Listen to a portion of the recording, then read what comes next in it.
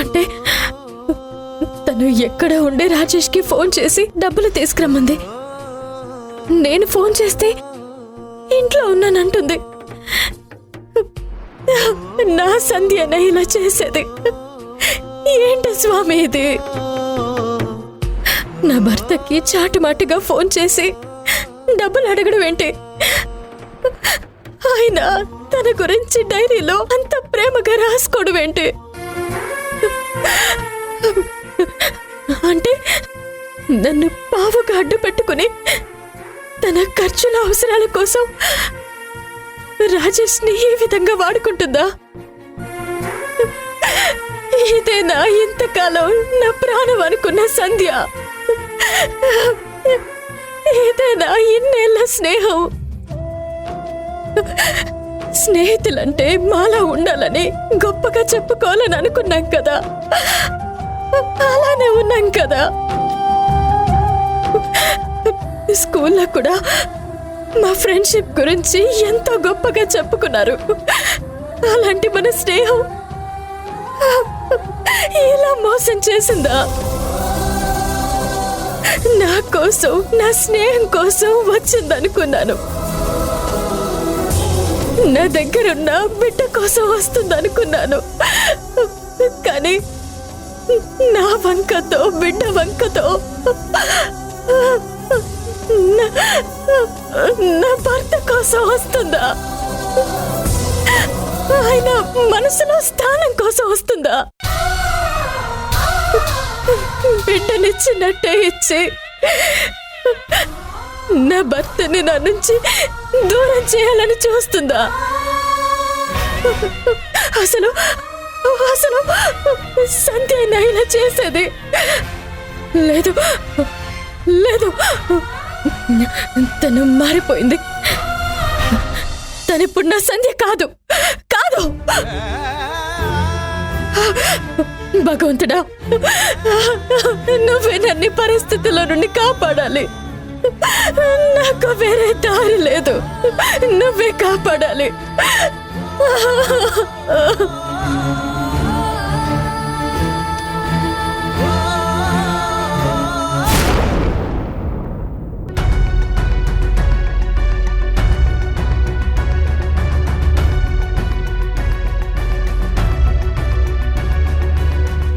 సంధ్య గారు,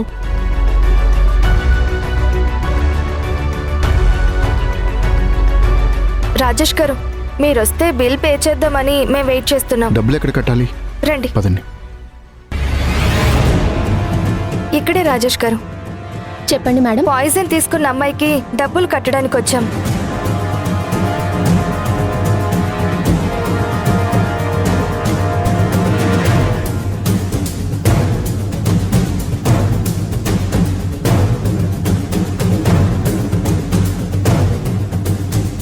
ఈ బిల్ తీసుకెళ్లి రూమ్ నెంబర్ 4లో సబ్మిట్ చేయండి. నాకివ్వండమ్మా, నేను ఇచ్చేసి వస్తాను.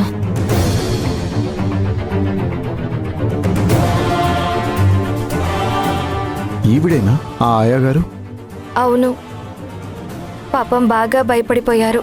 తల్లి కదా సంధ్య గారు. బిడ్డకేదైనా అవుతుందంటే తల్లి మనస్సు తట్టుకోలేదు. ఈ అబద్ధాలు ఎక్కడి వరకు వెళ్తాయో అని నాకు చాలా టెన్షన్గా ఉంది సంధ్య గారు. ఏమైంది రాజేష్ గారు? డబ్బులు తీసుకొని నేను ఇంటి నుంచి బయలుదేరుతుంటే వింధ్య ఎక్కడికి, ఎవరికి అని 1కి 2 సార్లు అడిగింది. తన కళ్ళల్లోకి చూసి అబద్ధం చెప్పడానికి నాకు చాలా కష్టమైంది. తనకి నేను ఎప్పుడు అబద్ధం చెప్పలేదు. ఫస్ట్ టైం చెప్పాల్సి వచ్చింది. నాకు చాలా గిల్టీగా, ఏదోలా ఉంది. మీ పెయిన్ నేను అర్థం చేసుకోగలను. అది నాకు ఫోన్ చేసింది.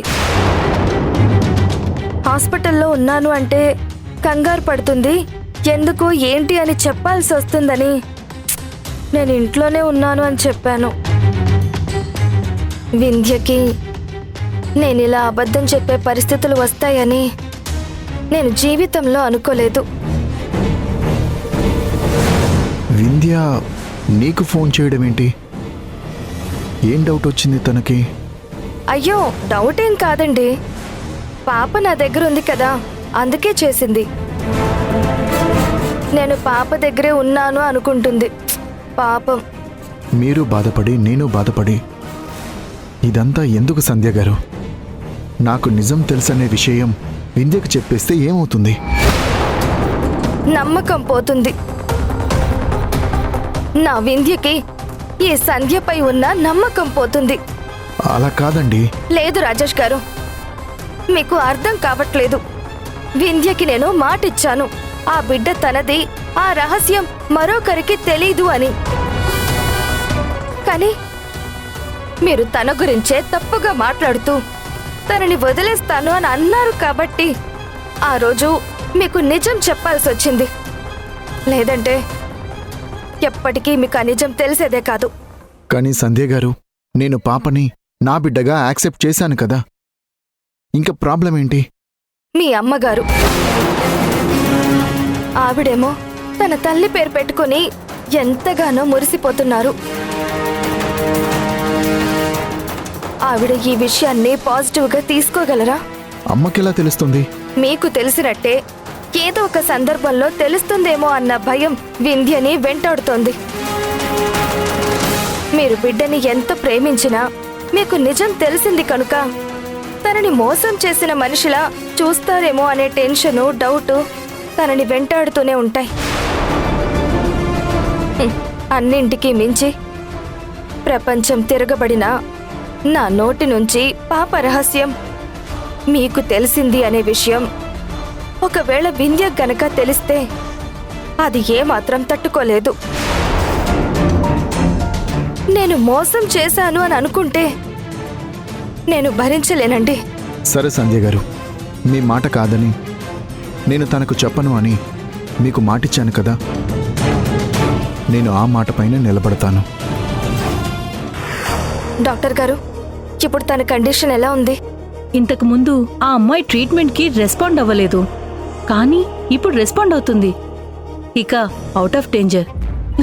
థ్యాంక్స్ డాక్టర్ గారు. ఇట్స్ ఓకే అండి.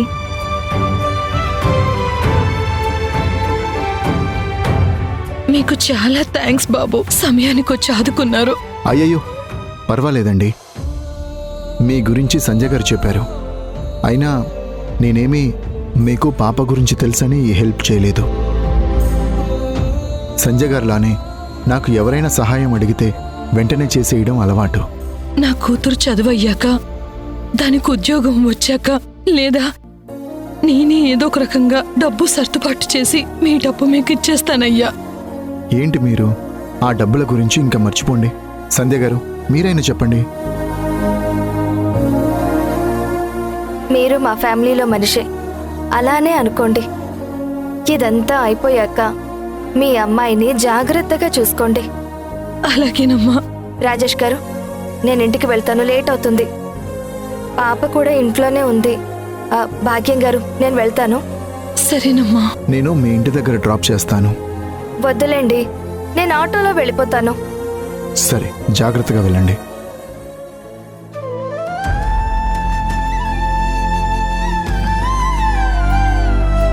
బాబు, సంధ్యమ్మ దేవత బాబు.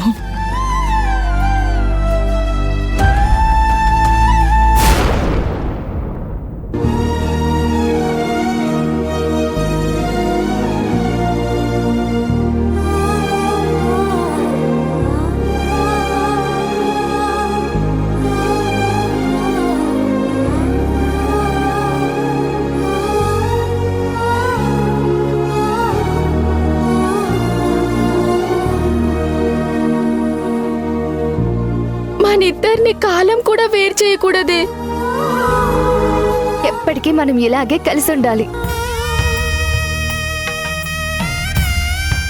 సంధ్య, నువ్వు నన్ను మోసం చేసావా? లేదే, అలా ఏం జరగదు. అలా జరిగితే ఇన్నాళ్ళ మన స్నేహానికి విలువే ఉండదు. అది నాకంటే నీకే బాగా తెలుసు.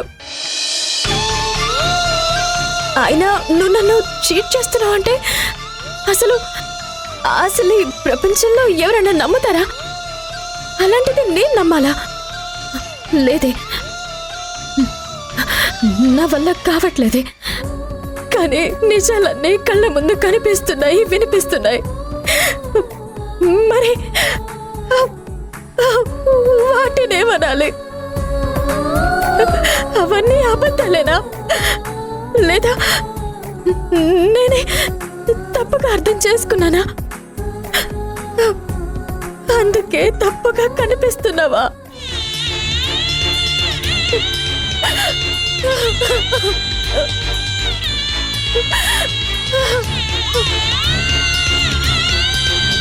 నా ప్రాణమైన ఆయన నువ్వు ఇద్దరు అబద్ధాలు చెప్తుంటే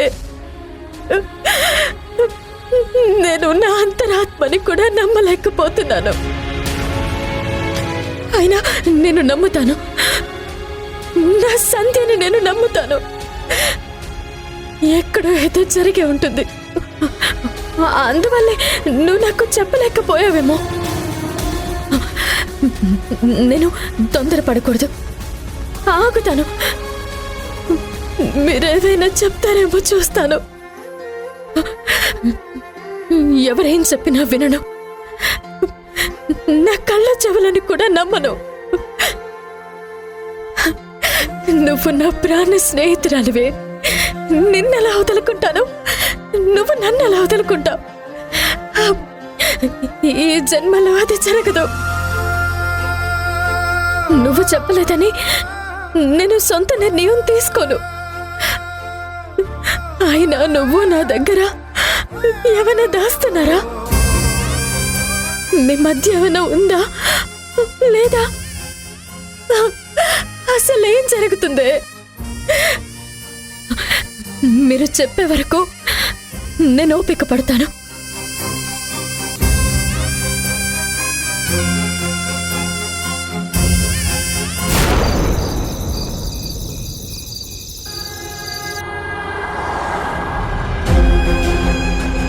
ఏంటి, వింధ్య ఫోన్ చేసి ఎందుకు అలా అడిగింది?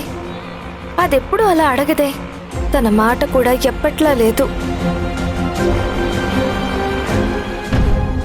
రేయ్, ఆ బాకీ డబ్బులు మొత్తం వసూలు చేయాలి, వదలకూడదు. సరే అన్నా.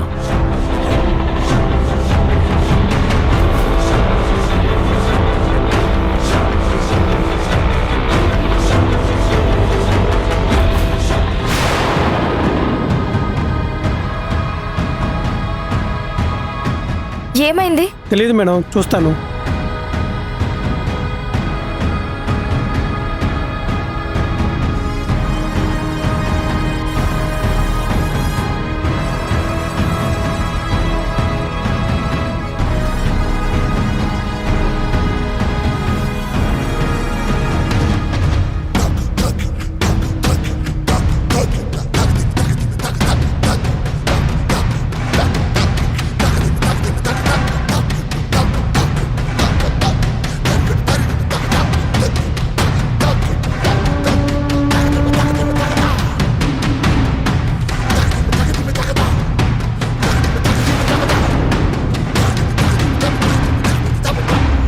అబ్బా, లేట్ అయిపోతుంది. ఇంటి దగ్గర అందరూ ఎదురు చూస్తూ ఉంటారు. త్వరగా వెళ్ళాలి. ఆటోలు ఏవీ రావడం లేదు.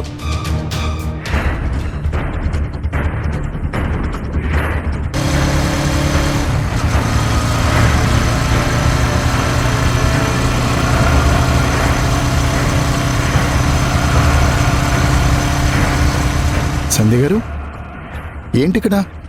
ఏమైంది? అది ఆటో పాడైందండి. వేరే ఆటో కోసం చూస్తున్నాను. నేను హాస్పిటల్ దగ్గర చెప్పాను కదా, ఆ టైంలో ఆటోలు వద్దు, చాలా లేట్ అవుతుంది, నేను డ్రాప్ చేస్తాను అని చెప్పాను. కానీ మీరే వినలేదు. సరే రండి వెళ్దాం.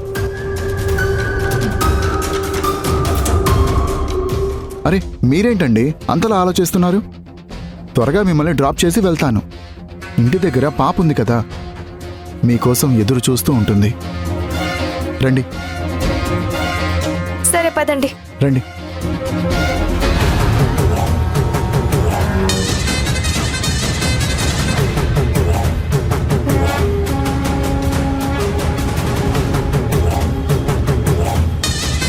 పర్లేదు, భుజం మీద చేయి వేయండి.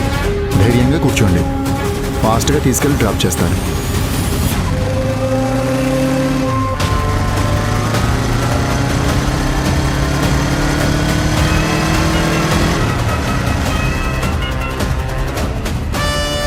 ఎందుకన్నా ఆ ఫొటోస్ తీసావు? వాటితో ఏం పని?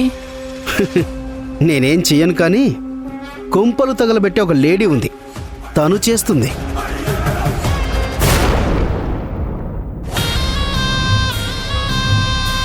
ఇంట్లో అందరూ నేను మారిపోయానని నమ్ముతున్నారు. ఈవెన్ వింధ్య కూడా గుడ్డిగా నమ్ముతుంది. పాపం పిచ్చి ఫ్యామిలీ మెంబర్స్కి తెలీదు నేను మారలేదు, వాళ్ళని మాయ చేస్తున్నాను అని. వింధ్య ఇంట్లో నీ పతనానికి అడుగు వేసేశాను. ఒక్క అడుగు కాదు, అడుగడుగులో నిన్ను బావని దూరం చేస్తాను శాశ్వతంగా.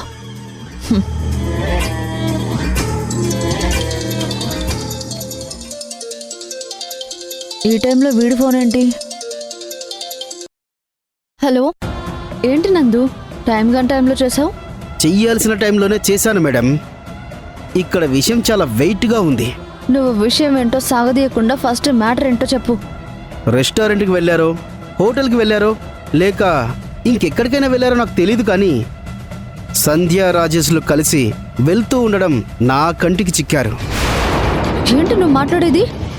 ఈ టైంలో వాళ్ళిద్దరూ కనిపించారా? ఎక్కడా? నువ్వు కరెక్ట్గానే చూసావా? జస్ట్ ఇప్పుడే. భలే సరదాగా ఉన్నారు. కానీ నువ్వు చూస్తే నాకేంటి ఉపయోగం? నాకు తెలుసు మేడం, అందుకే మీకు ఉపయోగపడతాయనే ఫోటోసు వీడియోసు తీశాను. ఏంటి, నిజంగా తీసావా? ముందు ఫొటోస్ వీడియోస్ వెంటనే పంపించు. పెడుతున్నా మేడం, మీకోసమేగా తీసింది.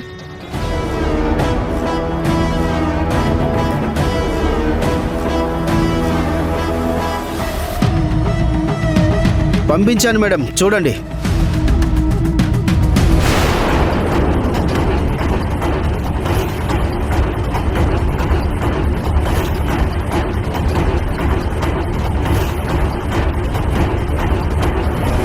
చూడండి మేడం, మీరేదో డైరీ అది అన్నారు కదా, వాటికి తోడుగా ఇవి కూడా ఉన్నాయనుకో, మీరు పెట్టే చిచ్చు ఇంకా బాగా మండుతుంది.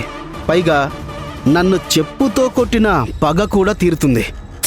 అరే, అస్తమానం చెప్తావేంటి నీ గోలా? ఇంకాపు.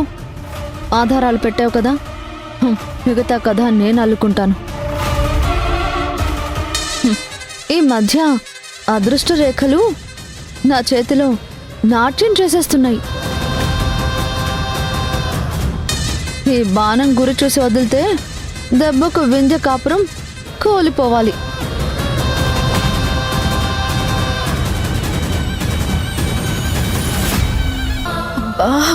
నా తల పగిలిపోతుంది. అసలేం జరుగుతుంది? ఆయనే అబద్ధం చెప్తున్నారనుకుంటే సంధ్య కూడా నాతో అబద్ధం చెప్తుంది. అంటే ఇద్దరూ కలిసి నన్ను మోసం చేస్తున్నారు. సిస్టర్, సిస్టర్, నిజంగా బావ ఎంత గ్రేట్ తెలుసా? దేనికి గ్రేట్? సంజయ్ నీ ఫ్రెండ్ అయితే నీకంటే ఎక్కువగా బావ కేర్ తీసుకుంటున్నాడు. అదెంత గొప్ప విషయం. నిజంగా మీలాంటి స్నేహితులు ఉండాలి. ఒకప్పుడు బావ సంధ్య ఎమ్మెల్యే ఇంటికి కలిసి వెళ్తే నేనది తప్పుగా నీకు చెప్పాలని చూశాను. దానికి సారీ వింధ్య. మీ ఇద్దరిలాగానే వాళ్ళిద్దరు కూడా గొప్ప స్నేహితులయ్యారు. అలాంటి వాళ్ళ గురించి ఇంకెప్పుడు అలా తప్పుడు ఆలోచన నా మైండ్లోకి అస్సలు రానివ్వను, సరేనా?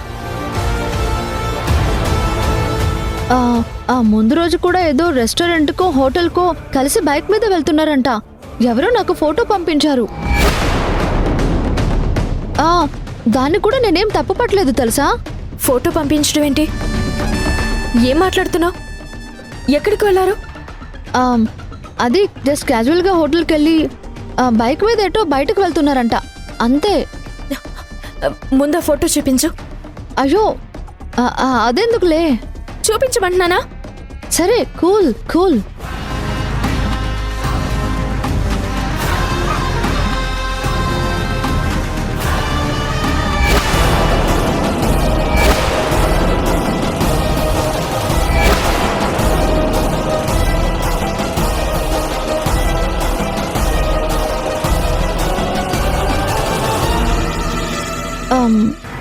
ఏదో తెలిసిన వాళ్ళు మిస్అండర్స్టాండింగ్ చేసుకుని నాకు ఈ ఫోటో పంపించారు. నేను చెప్పేశాను మా రాకేష్ బావా ఏదైనా వింధ్యకి చెప్పే చేస్తాడు అని. ఇంకా సంధ్య అయితే వింధ్యకి చెప్పకుండా అసలేమీ చేయదని, తనకి చెప్పి ఏదో పని మీద వెళ్ళుంటాడని. నీకు తెలిసే వెళ్ళాడు కదా.